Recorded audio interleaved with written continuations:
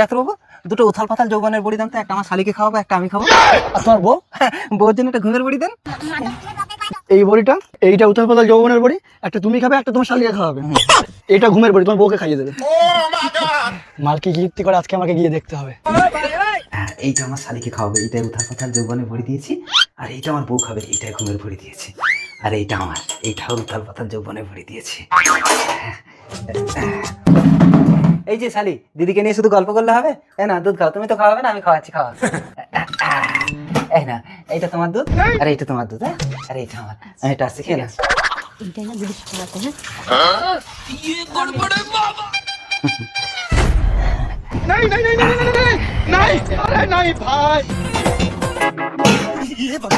এবার নিশ্চয়ই ঘুমাবে।